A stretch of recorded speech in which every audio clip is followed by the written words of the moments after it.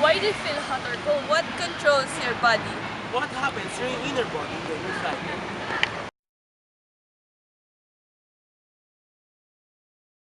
Nervous system. What lives in your inner body?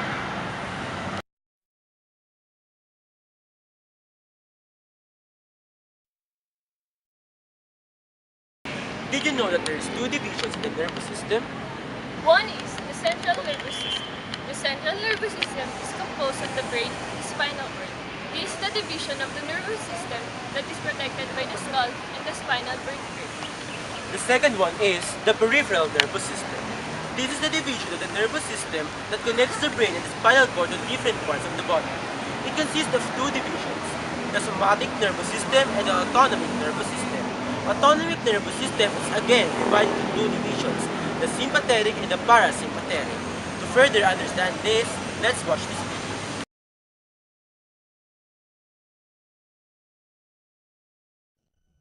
Think of a huge walnut.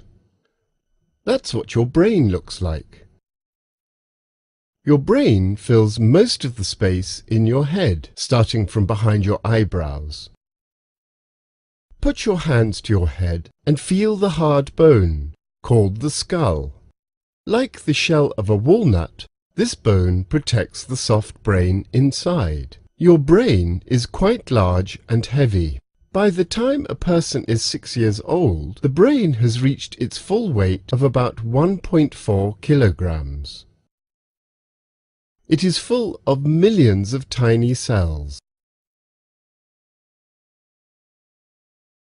which let you feel, remember, and control your body movements. These nerve cells are called neurons. They are the basic functional units of the nervous system. The cells in your brain never rest. They are at work all the time, even when you are asleep.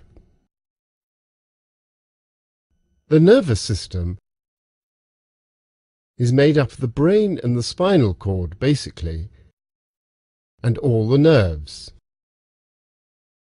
Brain cells are different from other cells in your body, which can mend themselves if they are hurt. Brain cells can't do this. Once they are worn out, they can't be replaced either. You had most of your brain cells when you were born.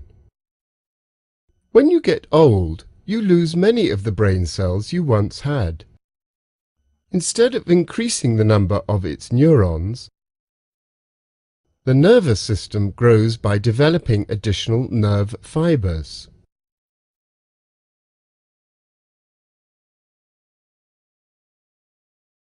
Messages travel to and from the brain along pathways called nerves. They branch into smaller and smaller nerves that reach every part of your body.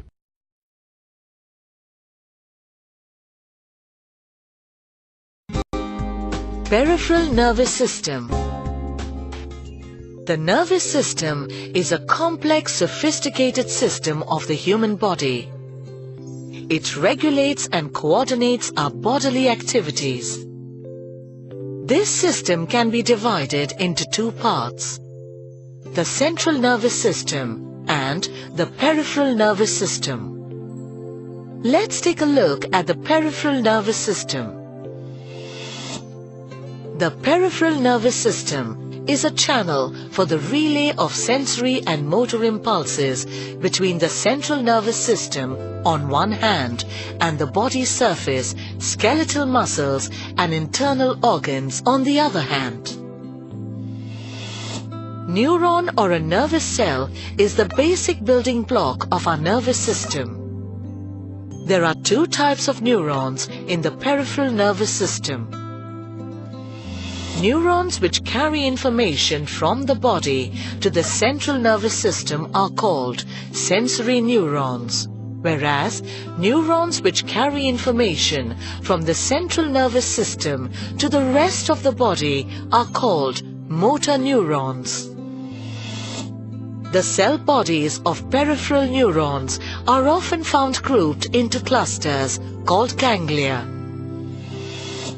The peripheral nervous system is composed of two kinds of nervous systems. The first one is called the somatic nervous system, which is composed of spinal nerves and cranial nerves. The cranial nerves are the ones which exit from the brain, and the spinal nerves exit from the spinal cord. There are 12 pairs of cranial nerves. Some cranial nerves are sensory nerves which carry sensory information from the external stimuli or body organs to the central nervous system. For example, olfactory nerves for nose, optic nerves for the eyes, and auditory nerves for ears. Some cranial nerves are motor nerves, like the ones going to the eye muscles that carry information from the central nervous system to body organs. Most of the cranial nerves contain motor as well as sensory fibers and can be described as mixed nerves, like the ones that originate and terminate in the face and tongue. There are 31 pairs of spinal nerves.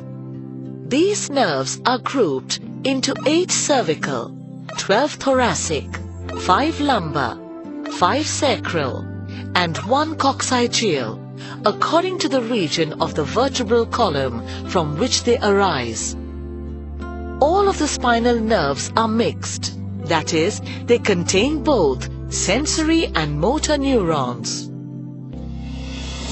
The fibers of the nerves are packaged together in a nerve but separate near the attachment of the nerve to the spinal cord. This produces 2 roots to each nerve.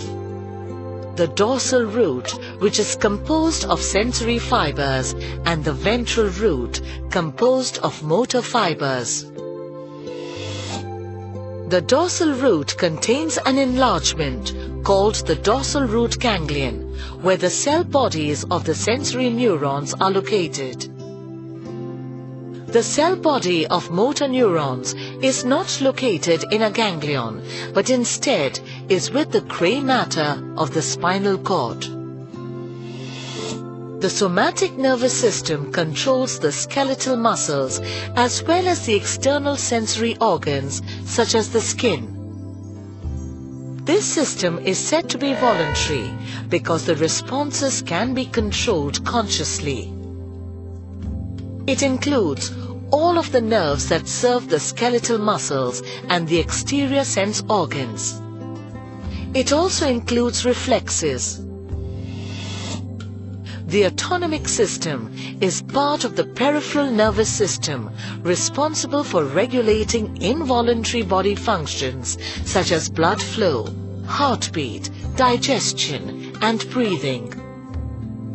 It is generally without conscious control, whereas most of its actions are involuntary, such as breathing, work in tandem with a conscious mind.